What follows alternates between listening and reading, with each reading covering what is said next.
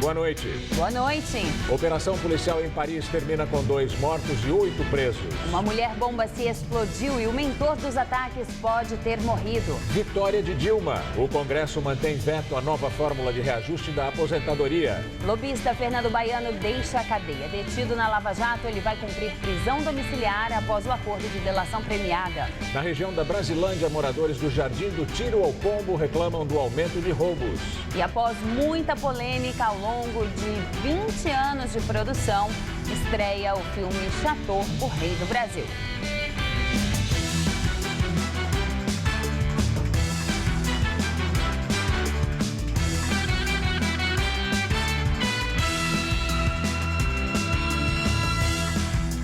Uma grande operação antiterror em Paris terminou com pelo menos 2 mortos e 8 suspeitos presos.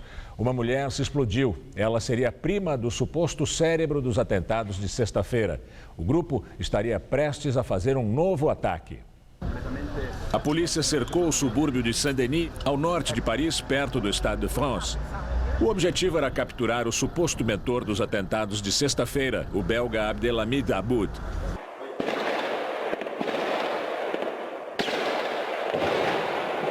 Os tiros começaram às 4h30 da madrugada. Os moradores também ouviram explosões. Os suspeitos estariam escondidos em 2 apartamentos. Os policiais foram recebidos a bala. Uma mulher detonou um cinto explosivo e matou junto um cachorro da polícia. Um suspeito morreu baleado. Um morador fez as imagens de uma das prisões. Entre os detidos estava o dono de um dos apartamentos. Ele diz que um amigo pediu que ele hospedasse seus colegas por 2 dias e ele não tinha ideia de que fossem terroristas. Foram 7 horas de tensão no bairro popular, habitado por imigrantes de mais de uma centena de nacionalidades, mas principalmente árabes e norte-africanos muçulmanos.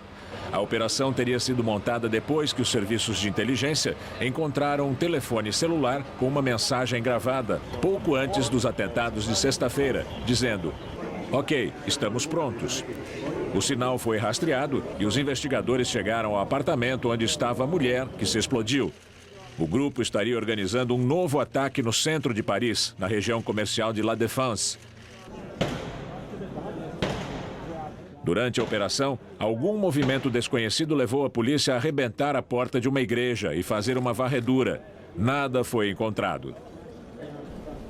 No fim da tarde, o jornal americano Washington Post informou que Abdelhamid Aboud, suspeito de arquitetar os ataques em Paris, foi morto na operação policial. O jornal afirma que a polícia chegou a ele depois de seguir pistas que indicavam que ele estaria no norte da França. A promotoria francesa confirmou apenas que Aboud não está entre os detidos. Os 2 homens mais procurados pelos atentados de sexta-feira já eram conhecidos das autoridades e estiveram presos juntos na Bélgica. Salah Abdeslam, que seria o 8º terrorista dos atentados, e o belga de origem marroquina, Abdelhamid Aboud, passaram 1 mês juntos numa prisão belga em 2011, acusados de roubo. Aboud aparece neste vídeo, sem data, publicado em redes sociais chamando jovens para a jihad. Ele teria se juntado ao Estado Islâmico em Raqqa, na Síria, em 2013, com o nome de Abu Omar al-Bajiki. Abdeslam foi interrogado na Bélgica no começo deste ano, junto com um dos irmãos. Eles negaram que pretendiam viajar para a Síria e foram liberados. Em fevereiro, foram detidos num controle de fronteira da Holanda por posse de maconha, pagaram multa de 70 euros e foram liberados. Depois dessa grande operação policial que vimos há pouco, o presidente François Hollande anunciou que a França vai continuar acolhendo refugiados e que 30.000 pessoas devem ser recebidas nos próximos anos. Hollande afirmou que não haverá mudanças na política de asilo para os imigrantes, mas destacou que também é dever do país proteger os franceses e que para isso vão ser impostas mais fiscalizações antes do consentimento à entrada dos estrangeiros. Ele também pediu a colaboração dos prefeitos para trabalhar no combate ao terrorismo e reforçar as medidas de segurança nas cidades. O presidente fez ainda um apelo contra o preconceito em relação aos refugiados e ressaltou que a França precisa ser implacável contra qualquer forma de ira, raiva ou atos xenófobos. Os principais líderes ocidentais usam o termo Daesh para se referir ao Estado Islâmico. É uma possível abreviatura árabe para o nome Estado Islâmico do Iraque e do Levante. Mas os terroristas não usam Daesh e até ameaçam castigar quem usar, porque a palavra Daesh teria uma conotação negativa, parecida no som em árabe com esmigalhar, esmagar ou esfregar. Os terroristas adotaram o nome equivalente ISIL, sigla para Estado Islâmico do Iraque e do Levante em inglês. E com a expansão do controle de territórios para a Síria, o nome passou para ISIS, Estado Islâmico do Iraque e da Síria. Ainda nesta edição, você terá outras informações sobre os atentados em Paris. Moradores do Jardim do Tiro ao Pombo, na região da Brasilândia, na zona norte de São Paulo, estão assustados com o aumento da violência. Os casos de roubo aumentaram quase 70% no mês de setembro, na comparação com o mesmo período do ano passado. E esse número pode ser ainda maior, porque muitas vítimas nem registram boletim de ocorrência. Grades, cadeados, travas em todas as portas. Os moradores da rua Marcos Marlene, na zona norte de São Paulo, esperam um assalto a qualquer momento. Todas essas vizinhas passaram por pelo menos um episódio de roubo ou furto neste ano. Bandidos já entraram 2 vezes na casa da Maria José. Eu estava chegando do serviço e o portão arrombado. Achei estranho quando veio a porta arrombada, tudo revirado, tudo mexido, que tinham entrado e levado tudo. Eles arrombam, que a gente não sabe como que acontece esse tipo de coisa. E foi 4h30 da tarde. As câmeras de segurança de um comércio da rua gravaram na última quinta-feira uma moto que faz o retorno e aborda uma moradora. Era a Marinês. Ela foi rendida por 2 assaltantes e acredita que eles eram menores. Estava trancando o portão, eles passaram e me viram, deram o balão na moto e voltaram. E me pegou desprevenida. Pediram o meu celular e já foram arrancando a minha bolsa. A Iandra se sente tão insegura que leva o filho pequeno no banco da frente do carro para poder tirar a criança caso seja assaltada. Eu tenho um bebê de 2 anos e meio, então eu saio 7 horas da manhã para ir levar ele para a creche. Eu não sinto a segurança de colocá-lo na cadeirinha, então eu corro o risco até de levar multa, eu corro o risco até de sofrer um acidente, justamente para proteger meu filho. Os dados mais recentes da criminalidade são de setembro e já mostram um aumento em relação ao ano passado de quase 70% nos casos de roubo e de 38% nos números de furto. Mesmo assim, tem muita gente que é vítima desse tipo de crime e acaba nem registrando o boletim de ocorrência. Ou seja, é invisível para os levantamentos da Secretaria de Segurança Pública. Dona de uma papelaria na região, a Sônia, diz que já foi assaltada 6 vezes, só em 2015. E que nas últimas 4, preferiu nem ir à delegacia. Porque não adianta. Eu acho que você vai na delegacia, você perde um tempo enorme e você não tem retorno. Nunca, ninguém chegou para a gente e falou, olha, prendemos, foi processado, nada.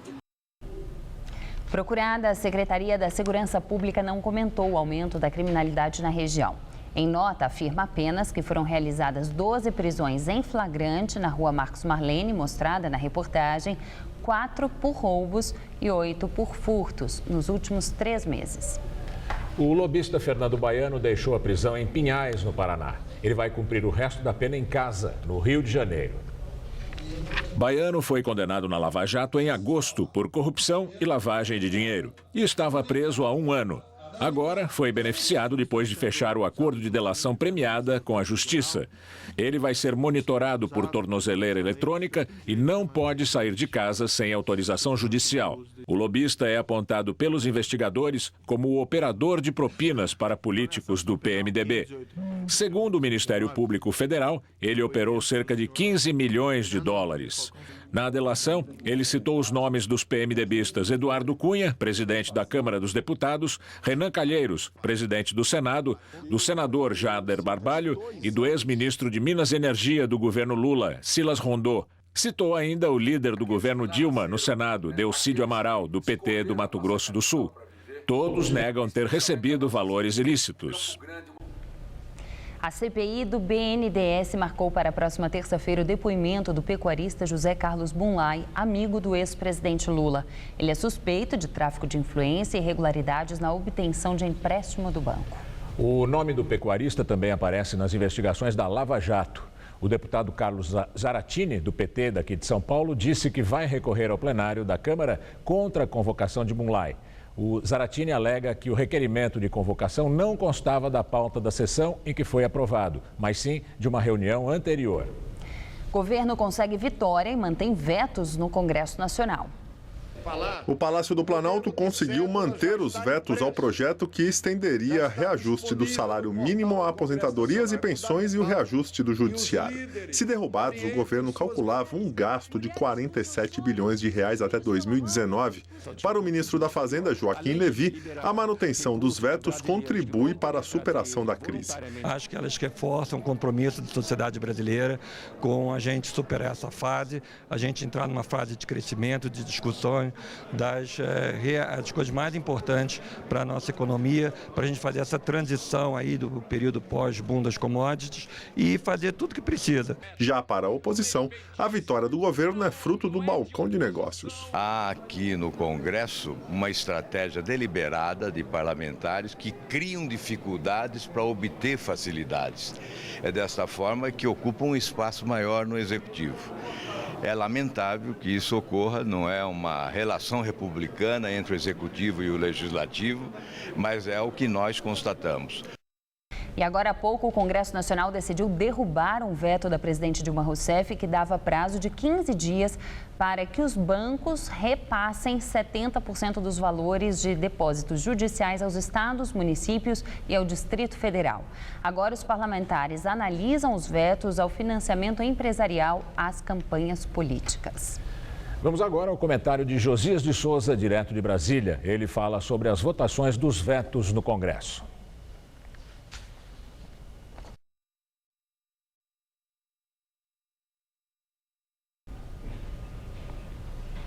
Dificuldades aí no áudio do Josias, daqui a pouco ele volta. Justiça adia a reintegração de posse da Escola Estadual Diadema, na Grande São Paulo, invadida por alunos na semana passada. Os adolescentes comemoraram a decisão com passeata pelas ruas do bairro.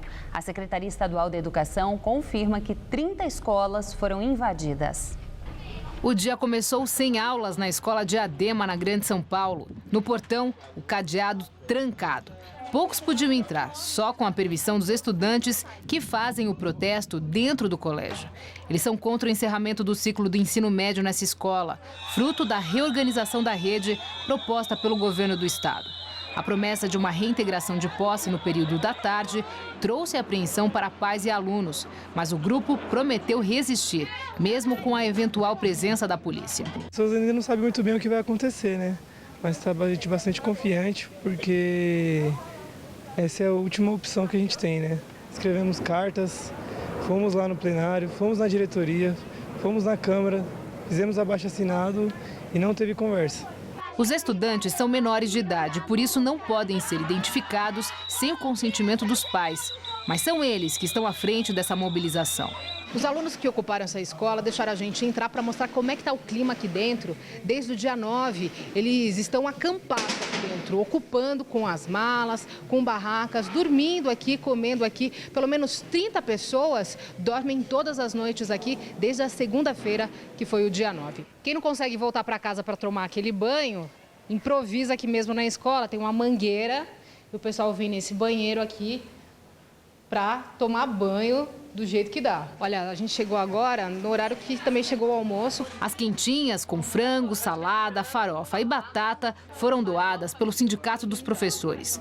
Os adolescentes contam que esse é apenas um apoio, mas que o movimento é deles, que não há perigo de que ninguém mexa nos documentos guardados no prédio.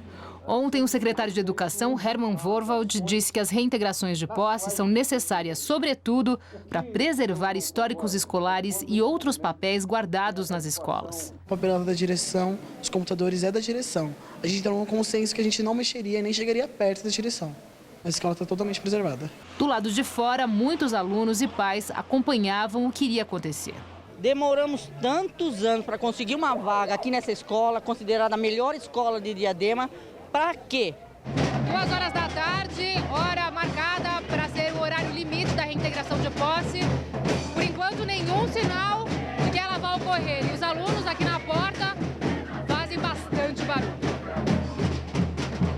CEPEOESP, Sindicato dos Professores, entrou com um pedido na Justiça para suspender a reintegração de posse da Escola Estadual Diadema. A confirmação levou 2 horas para chegar. Ficou decidido que haverá uma audiência de conciliação amanhã. Chega amanhã aos cinemas, depois de uma epopeia de 20 anos, o filme Chateau, o Rei do Brasil.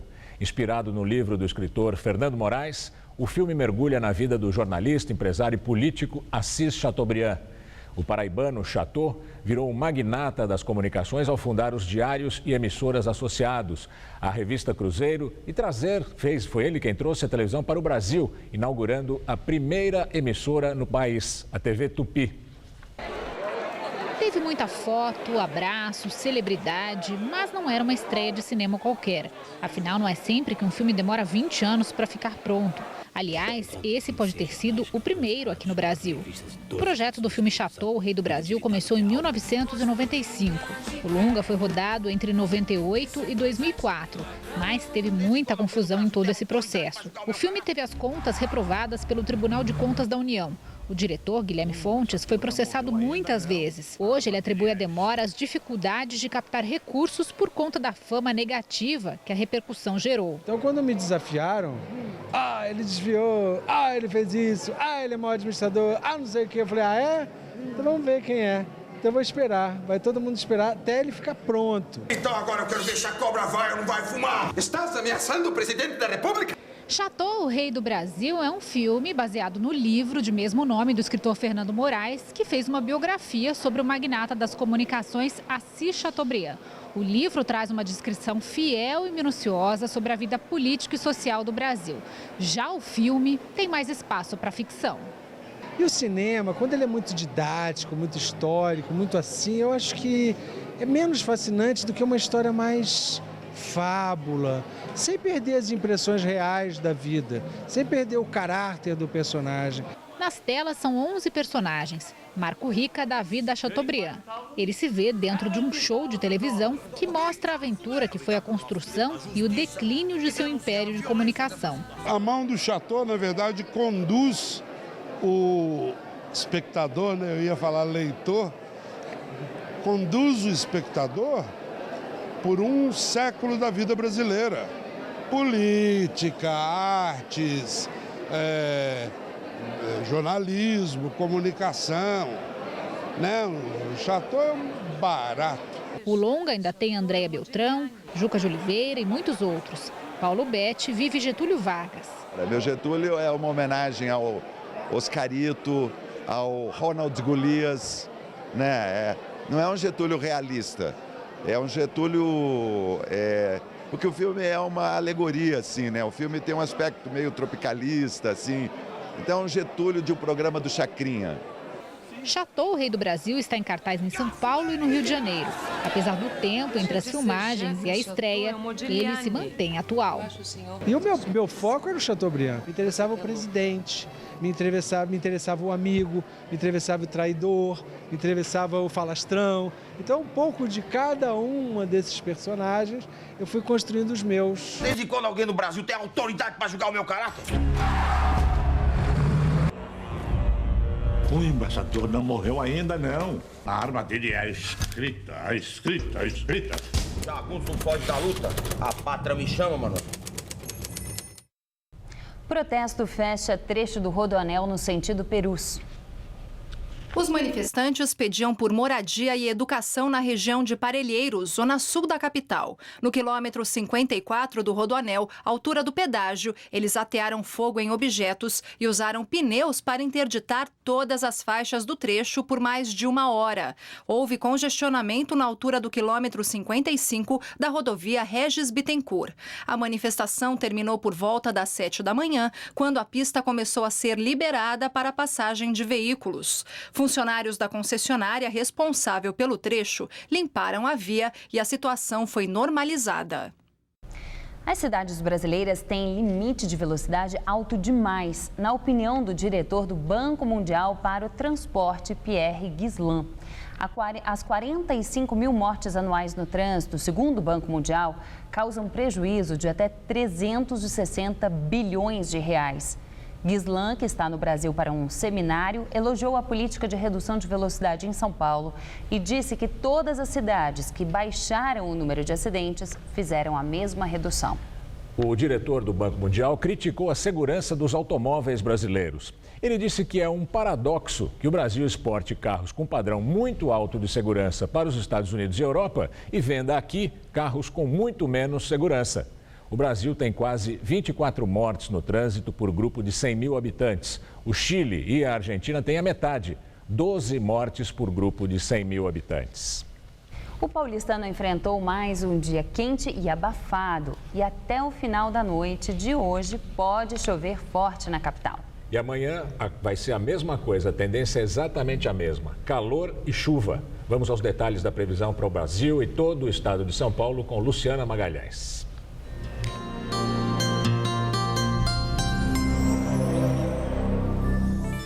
Quinta-feira com temporais de norte a sul do país. O sol aparece, mas são esperadas pancadas de chuva que podem ser fortes em todas as regiões. Mas a chuva deve ser mais intensa entre o oeste gaúcho até o sul do Mato Grosso do Sul.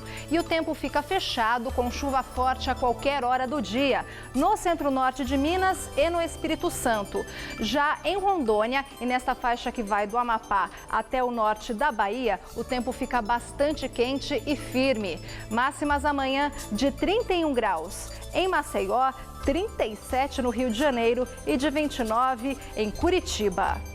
Em São Paulo, o calor aumenta e, graças à alta umidade do ar, são esperadas pancadas de chuva com possibilidade de temporais no meio da tarde em todo o estado. No centro-oeste, a máxima pode chegar aos 38 graus em Votuporanga. Já no centro-norte paulista, máxima de 36 em São José do Rio Preto e de 35 em Araraquara. E na faixa leste, máxima de 34 graus, tanto em Campinas como também em Santos.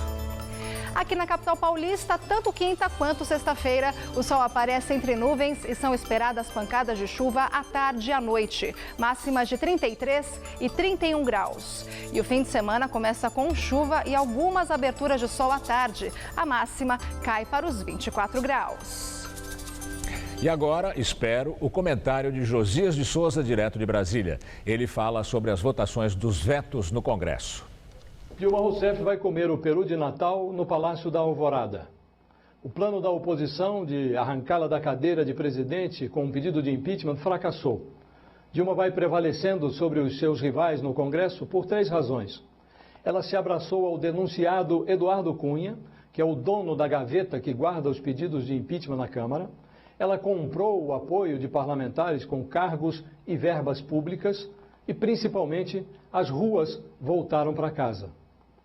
Dilma conduz a sua base aliciada no Congresso na base do vai ou racha.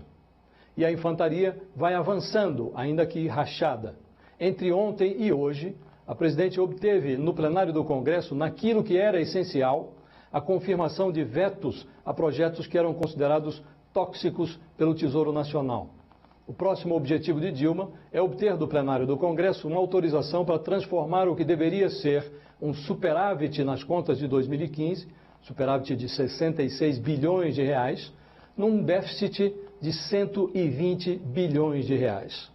Com a ajuda do investigado Renan Calheiros, que preside as sessões do Congresso, Dilma deve obter também esse objetivo. Assim, afastado o risco de impeachment, a menos que o TSE resolva mandar Dilma e seu vice para casa ao julgar as contas de campanha no ano que vem, Dilma Rousseff terá pela frente um mandato duro de roer.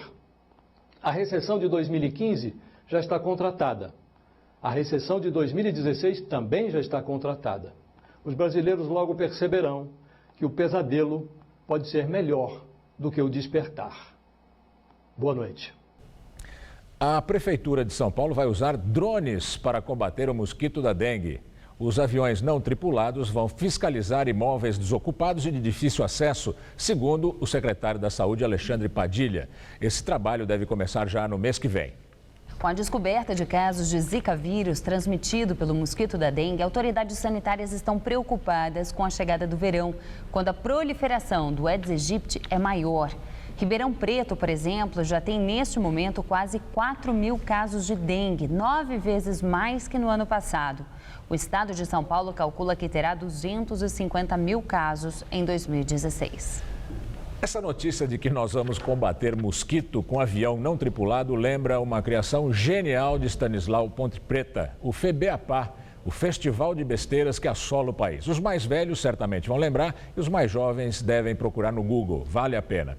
Infestação de mosquito se combate cortando o mato que toma conta das margens dos rios horrorosos que atravessam a nossa cidade. E a prefeitura não o tem cortado. Infestação de mosquito se combate acabando com o depósito de lixo pela cidade e a prefeitura não os tem removido. Infestação de mosquito se combate com fumacê e com controle efetivo dos focos com água, o que a prefeitura não tem feito direito. Essa história de drone é uma ideia ridícula para encher linguiça e, se colar, ganhar também espaço na imprensa. Um dia depois de afirmar que o Zika vírus é a principal hipótese para os casos de microcefalia em recém-nascidos, o ministro da Saúde, Marcelo Castro, diz que ninguém deve engravidar ao acaso. O ministro defendeu o planejamento familiar e chegou a dizer que sexo é para amadores e gravidez para profissionais. A afirmação ocorreu após resultados de exames feitos pela Fiocruz demonstrarem a presença do Zika vírus no líquido amniótico de 2 grávidas cujos bebês foram diagnosticados com microcefalia. O Zika vírus é transmitido pelo mosquito Aedes aegypti, o mesmo vetor da dengue, e está sendo apontado como a principal hipótese para o aumento do número de casos de microcefalia. Segundo o Ministério da Saúde, o Brasil tem 399 casos notificados em 7 estados do Nordeste. O teste feito pela Fiocruz é inédito, mas ainda não tem comprovação científica. A cidade de Colatina, no Espírito Santo, teve o abastecimento da água suspenso por causa da chegada da enxurrada de lama proveniente do rompimento da barragem em Mariana. Desde ontem, a Prefeitura de Colatina começou a instalar pontos de distribuição de água. O município conta com o apoio do Exército e recebeu doações de 6.000 litros de água para distribuir à população.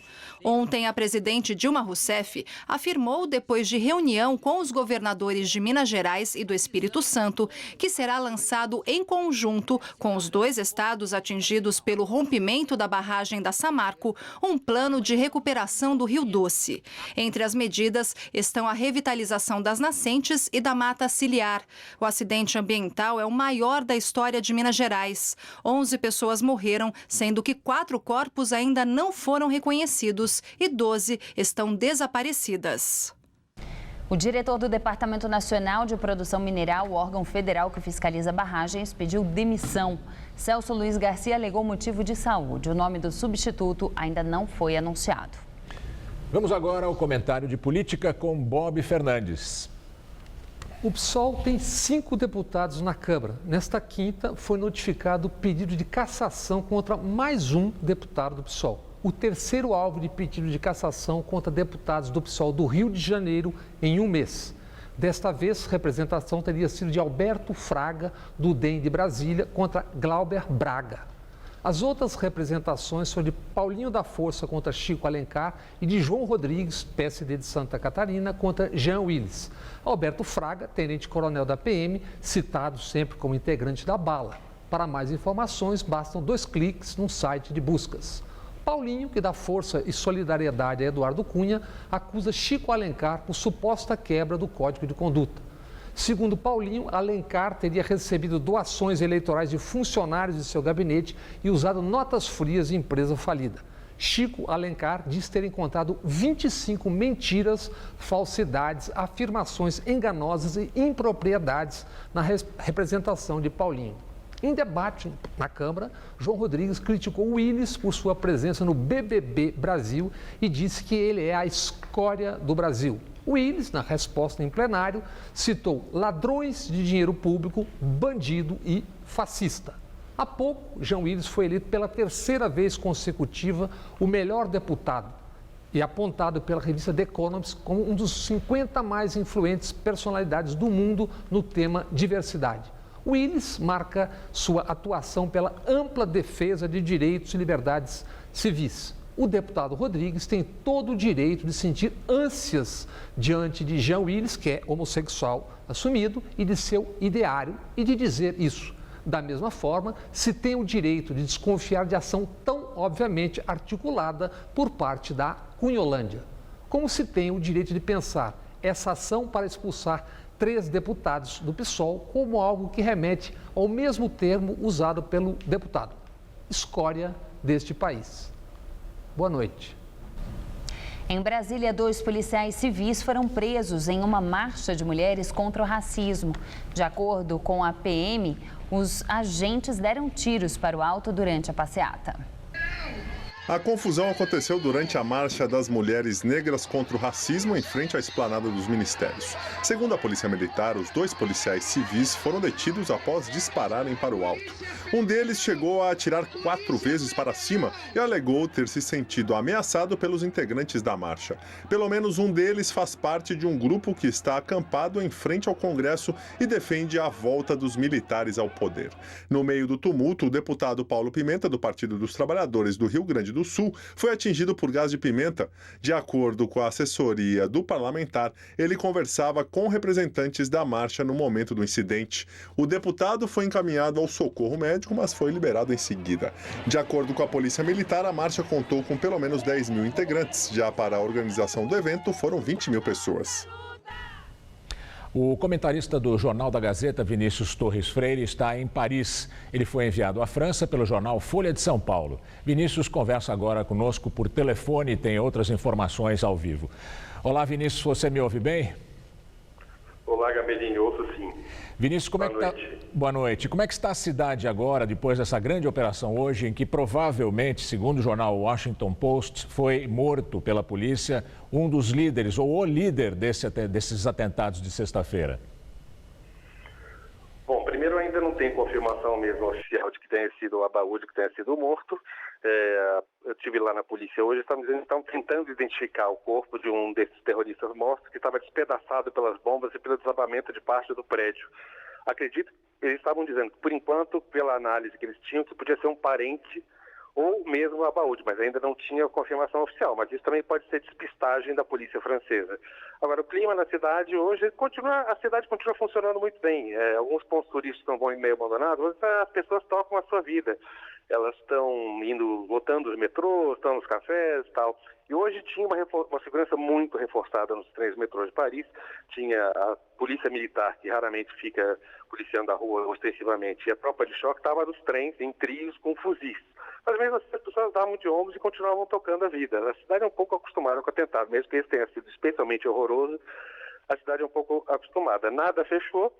A coisa pior mesmo foi em Saint-Denis, que é uma cidade limítrofe de Paris, é bem perto daqui, fica 25 minutos do centro de trem, mas lá fechou tudo, é uma cidade de muitos imigrantes muçulmanos, tem imigrantes do Oriente Médio, tem muitos muçulmanos, tem mesquitas radicais, tem muita violência, é uma cidade pobre, lá a coisa estava muito, muito pesada.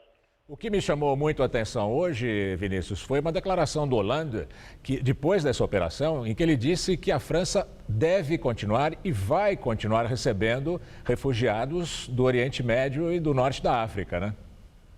Sim, foi impressionante. O Partido Socialista, apesar que é do Hollande, apesar de um lado estar tentando endurecer a legislação que ameaça até alguns direitos fundamentais, no caso do estado de urgência, por outro quer manter esse espírito aberto, o espírito republicano que eles gostam muito de dizer aqui. Eles vão continuar trazendo imigrantes, estão sendo um pouco criticados por isso, mas vão endurecer especialmente com o pessoal que eles chamam de mesquitas radicais, que provavelmente vão fazer alguma coisa para expulsar, e vão endurecer a lei vão endurecer o tratamento dos suspeitos. No estado de urgência que eles vão botar provavelmente por 3 meses, eles vão poder prender essas pessoas com mais facilidade, colocar eles em prisão domiciliar, colocar eles até em um centro de detenção, uma espécie de mini-campos. Então, para essas pessoas especificamente, que já são fichadas, acompanhadas, a vida vai ficar mais dura mesmo. Agora, por outro lado, eles querem manter esse espírito de abertura da França. Tá bem, Vinícius. Obrigado pelas informações. Bom trabalho aí, boa sorte. Obrigado, Gamberini. Boa noite para todo mundo aí. Boa noite. Na entrevista do dia com Maria Lídia Flandoli, o impacto da decisão da presidente da República em manter o ministro Levi onde está. O Jornal da Gazeta recebe o economista Amir Cair, consultor em finanças públicas e ex-secretário municipal das Finanças em São Paulo, na gestão Luísa Erundina. Agradeço sua presença, Cair, e quero começar exatamente com o ministro da Fazenda. Uma pressão muito grande para a presidente Dilma tirar o ministro Levi por parte de aliados do PT, o próprio presidente Lula, que acha que, eles dizem, que o ministro já venceu o prazo de validade. Dilma parece não ter gostado e lá da Turquia mandou o recado: Joaquim Levy fica onde está. A presidente acertou em manter o ministro? Olha, Maria Lídia, eu não sei se acertou em manter o ministro e nem sei se a alternativa apresentada pelo Lula, substituí-lo pelo Henrique Meirelles, que foi presidente do Banco Central durante todo o mandato do Lula, os 2 mandatos, vai resolver. Por uma razão muito simples: está se atacando a questão do desajuste fiscal pelo lado errado. Qual é o lado errado? O lado dos juros. 95% do rombo fiscal do Brasil são juros. 4,5% é perda de arrecadação e apenas 0,5% é aumento de despesa. Então você não combate o desajuste fiscal que o Brasil tem se não atacar a conta de juros. Essa é a conta. O senhor diz que o ajuste fiscal é um sacrifício inútil. Eu já li em artigo seu essa expressão. Por outro lado, fala também bastante sobre a questão da alta taxa de juros. Quem ganha e quem perde com essa taxa de juros, taxa básica, nas alturas como nós vivemos? Porque sempre há quem perca e aqueles que ganham. Quem está levando vantagem? Normalmente são os bancos, que são os grandes aplicadores em títulos do governo. Eles recebem o dinheiro à vista, custo zero, e aplicam em 14,25, que é a taxa de juros. Quem ganha também são alguns aplicadores, é uma população pequena, da ordem de 1,5% da população brasileira, e perde todo mundo. Todo mundo por quê? Porque você tem recessão no país, que ameaça o desemprego das pessoas, você tem um clima de uma certa intranquilidade crescente na sociedade, e isso tudo é devido ao fato de que você não põe em ordem as finanças públicas. Há que pôr as finanças públicas em ordem. Para isso, você tem que combater a questão dos juros. A presidente Dilma, ela defende enfaticamente a volta da CPMF como uma solução para o Brasil. Ela diz que o governo está fazendo a parte dele e que isso é um sacrifício a mais, mas que é fundamental para recolocar, para o reequilíbrio da economia. No seu entender, a volta da CPMF tem essa força toda ou pode aprofundar a recessão? Eu acho, Maria Lídia, que aprofunda a recessão muito mais do que a receita nova, da ordem de 32 bilhões de reais que eles esperam arrecadar. Ocorre que você tem 32 bilhões, mas se você aprofundando a recessão, esses 32 bilhões evaporam rapidamente, compreende? Você perde na atividade da economia e, consequentemente, você perde na arrecadação tributária. Você tem, por outro lado, 480 bilhões de reais de juros. Você vê a desproporção, 480 bilhões de reais contra 32. Não se deve pensar em aumentar a CPMF aqui no Brasil. Mas na questão de mais imposto, seria a CID uma alternativa mais palatável? A CID pode ser uma alternativa no sentido de você usar os recursos para o transporte coletivo, que essa foi a finalidade da criação da CID, e isso não foi respeitado pelo governo. Mas a CID vai dar o quê? Uns 10, 15, 20 bilhões. Não é isso não é nada, não vai resolver. Certo. Bom, e o que é a alternativa, né, para o sacrifício inútil no lugar desse ajuste fiscal que o senhor está dizendo, que é o sacrifício inútil? O que é a alternativa para a taxa Selic que está nas alturas, mas o governo justifica que é a defesa para conter o avanço da inflação? O que pode ser ao invés de? Pode ser muito simples. Primeiro, Todos os países do mundo trabalham com a sua taxa básica, Selic deles, ao nível da inflação. Ninguém trabalha com Selic acima da inflação. Segundo, você tem 370 bilhões de dólares em reservas. Existe um estudo recente do Banco Mundial que mostra que você não precisa ter mais do que 170 bilhões de dólares. Ou seja, se você vender 200 bilhões de dólares, que é o excesso, você abate quase 30% da dívida do país e economiza cerca de 150 bilhões de reais a cada ano. É uma alternativa. Na questão da busca, né, de soluções, de caminhos para a saída da crise econômica, há correntes, vamos dizer, né? Aqueles que falam, troca lá no Ministério para mudar essa política, há programas alternativos, a Fundação Perseu Abramo apresentou um trabalho muito bem elaborado. O senhor subscreveu aquele trabalho? Eu não subscrevi, mas eu concordo com a maior parte desse trabalho. Já conversamos com o Márcio Postman sobre essa alternativa. Mas a indagação é que há um outro lado que está entendendo que a superação da crise econômica só acontece se houver o impeachment. No seu entender, impeachment pode destravar essa crise?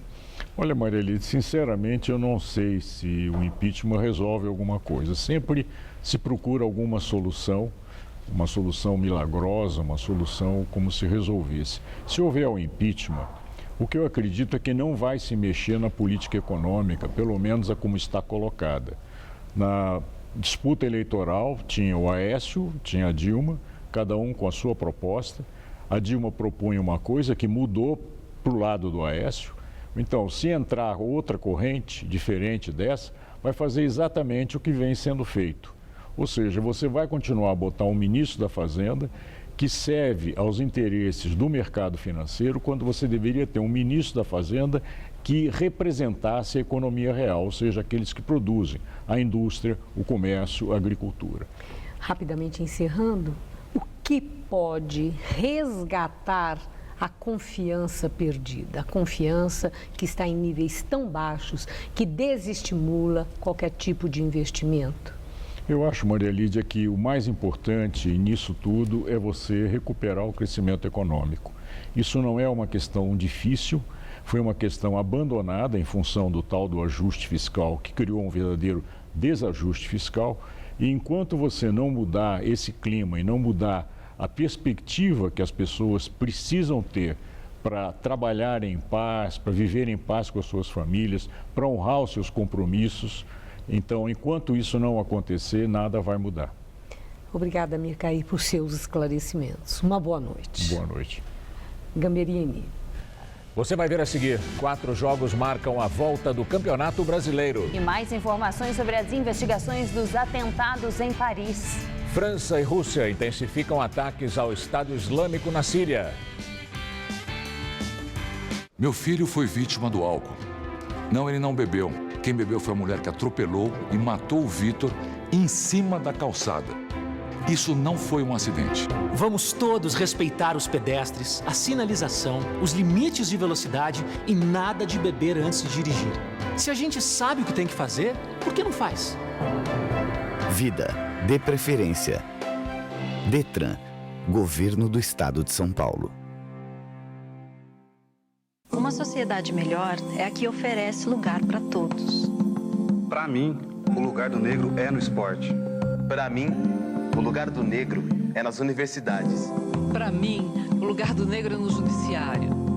E para você, qual o lugar do negro? O lugar do negro é em todo lugar. A cada dia, negros e negras conquistam novos espaços com o avanço das ações de promoção da igualdade racial e superação do racismo. Participe dessa mudança que fortalece todo o país. Nesse mundo tudo evolui. A moda evoluiu. Os carros evoluíram. Os tratamentos de beleza também evoluíram. E make-up anti-sinais. Uma combinação de creme e cápsulas. O creme atinge as camadas mais profundas da pele e as cápsulas agem onde os cremes não chegam. Resultado? Com o make-up anti-sinais, os sinais da idade não aparecem. E make-up anti-sinais. A evolução no tratamento de beleza. Tiago acaba de fazer a melhor entrevista de emprego da sua vida. Tiago saiu do Rio de Janeiro, mas o carro teve uma pane. Amanda, do Centro de Controle, avisou o seu Jair, motorista do guincho. Sem os investimentos em segurança do Grupo CCR, o seu Jair não teria ajudado o Tiago a chegar a tempo em São Paulo. E a entrevista seria assim. É para facilitar a vida de todos que o Grupo CCR trabalha, cuidando de rodovias, para que todos tenham as melhores entrevistas e os melhores momentos de suas vidas. CCR, é por aqui que a gente chega lá. Qual Casper você é? A minha Casper é informação. A minha Casper é organização. A minha Casper é criação. A minha Casper é luz, câmera, ação. A minha Casper é comunicação. É teoria, é prática, é oportunidade de estágio. É a melhor localização. Essa é a minha Casper. E você, qual Casper você é? Meu filho foi vítima do álcool. Não, ele não bebeu. Quem bebeu foi a mulher que atropelou e matou o Vitor em cima da calçada. Isso não foi um acidente. Vamos todos respeitar os pedestres, a sinalização, os limites de velocidade e nada de beber antes de dirigir. Se a gente sabe o que tem que fazer, por que não faz? Vida, dê preferência. Detran, Governo do Estado de São Paulo. Uma sociedade melhor é a que oferece lugar para todos. Para mim, o lugar do negro é no esporte. Para mim, o lugar do negro é nas universidades. Para mim, o lugar do negro é no judiciário. E para você, qual o lugar do negro? O lugar do negro é em todo lugar. A cada dia, negros e negras conquistam novos espaços com o avanço das ações de promoção da igualdade racial e superação do racismo. Participe dessa mudança que fortalece todo o país. Nesse mundo tudo evolui. A moda evoluiu. Os carros evoluíram. Os tratamentos de beleza também evoluíram. E make-up anti-sinais. Uma combinação de creme e cápsulas. O creme atinge as camadas mais profundas da pele e as cápsulas agem onde os cremes não chegam. Resultado? Com o make-up anti-sinais, os sinais da idade não aparecem. E make-up anti-sinais. A evolução no tratamento de beleza.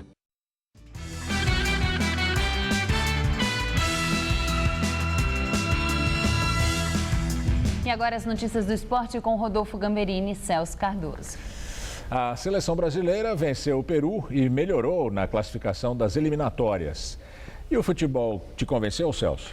Bom, Gamberini, quem foi à Arena Fonte Nova em Salvador, imagino, saiu satisfeito. Eu acho que o Brasil jogou melhor, sim, e mereceu a vitória.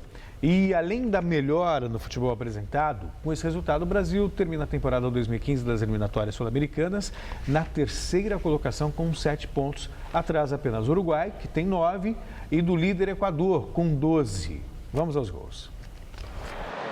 Na Fonte Nova, William fez bela jogada pela direita e cruzou para Douglas Costa anotar o primeiro do Brasil diante do Peru. Na etapa complementar, Renato Augusto aproveitou o passe de Douglas Costa e marcou o segundo do time brasileiro.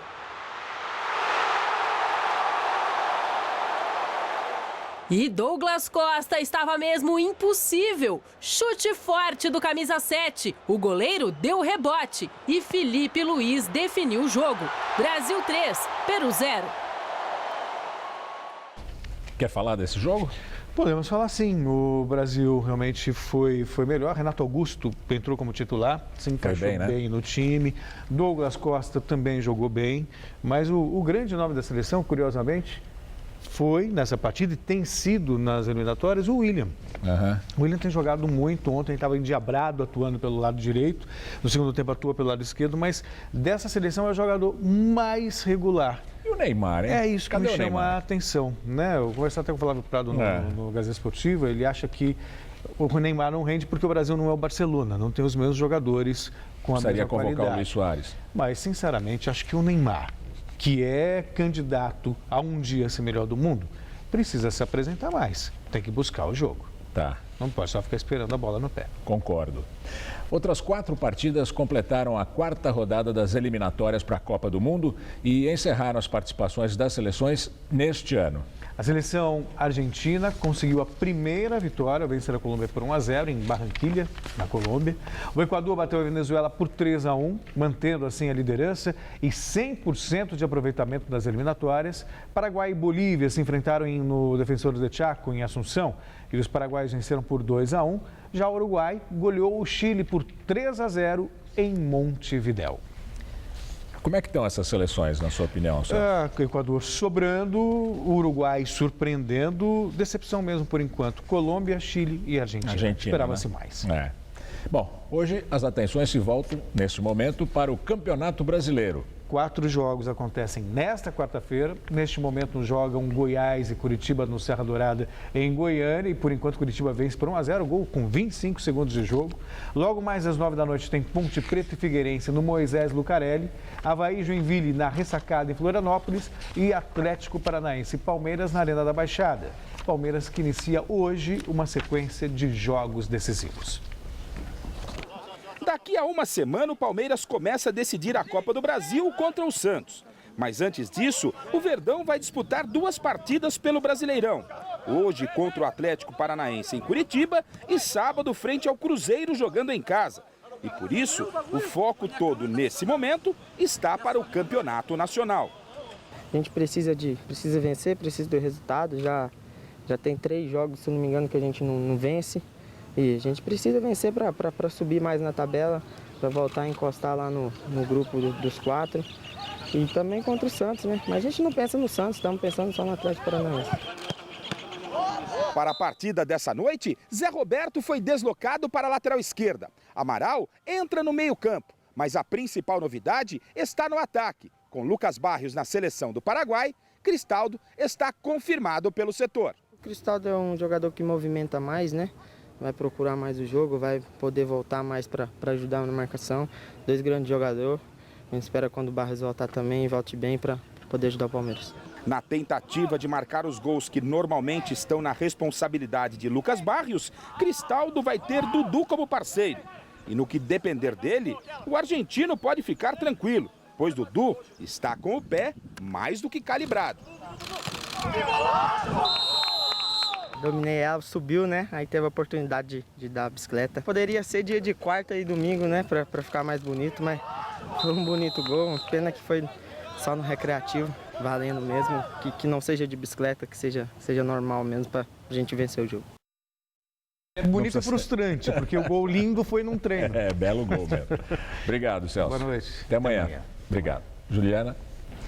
2 voos da companhia aérea Air France que partiram dos Estados Unidos foram desviados por causa de ameaças anônimas de bombas. Um Airbus que decolou de Los Angeles pousou em Salt Lake City. O outro avião partiu do aeroporto de Dulles, perto de Washington, mas foi levado para Halifax, no Canadá. Todas as pessoas a bordo foram retiradas em segurança. A Air France informou que os 2 voos foram alvo de ameaças anônimas recebidas depois da decolagem e, por medida de precaução, a companhia decidiu aterrissar os 2 aviões. A segurança está ainda mais intensa em Moscou. Policiais e soldados patrulham as ruas com atenção redobrada nas entradas das estações de trem e metrô e também os shoppings. A entrada na Praça Vermelha está controlada e os pedestres são revistados. O presidente Vladimir Putin criou uma comissão para combater o financiamento ao terrorismo. Ele emitiu um decreto ordenando que o Banco Central e as autoridades regionais apresentem à comissão qualquer informação que possam ter sobre as atividades suspeitas. A chanceler alemã Angela Merkel afirmou que foi correta a decisão de cancelar o amistoso entre Alemanha e Holanda, que seria realizado ontem em Hannover. Merkel afirmou que a medida foi responsável e difícil, mas acertada em caso de dúvida, porque a segurança pública é sempre prioritária. O ministro russo do exterior, Sergei Lavrov, disse que é inaceitável exigir a saída de Bashar al-Assad como condição prévia dos países ocidentais para unir forças na luta contra o terrorismo. Mas Washington exige a saída do ditador. O presidente Barack Obama afirmou que a Rússia precisa mudar o foco de apoio a Bashar al-Assad e se concentrar na guerra contra o Estado Islâmico. França e Rússia intensificam ataques a Raqqa, reduto do Estado Islâmico na Síria. O presidente Vladimir Putin anunciou a entrada do país na coalizão contra o terrorismo liderada pelos Estados Unidos. A decisão veio após a confirmação de que o Estado Islâmico foi o responsável pela queda de um avião no Egito que levava turistas russos. A França bombardeou a capital do Estado Islâmico pelo 3º dia seguido e destruiu um posto de comando e um centro de treinamento. Os franceses devem aumentar ainda mais a ofensiva nos próximos dias, com o envio do porta-aviões Charles de Gaulle em direção ao Oriente Médio com mais 36 caças. Os russos bombardearam outras 2 cidades, usando foguetes de longo alcance lançados de submarinos no mar Mediterrâneo. A Rússia, que antes lançava ataques aéreos na Síria, alinhou suas forças com a coalizão liderada pelos Estados Unidos. O presidente Barack Obama, que hoje participou da cúpula da Cooperação Econômica Ásia-Pacífico nas Filipinas, afirmou que a Rússia é bem-vinda à aliança de países que buscam combater o terrorismo. O Jornal da Gazeta termina aqui. A edição de hoje pode ser vista no site do Jornal da Gazeta. E eu te espero em nossa edição das 10. Boa noite. Voltamos amanhã, às 7 da noite. Boa noite e até lá. Fique por dentro dos bastidores da TV com Zé Armando Vanucci no Todo Seu. Hoje, 10h30 da noite.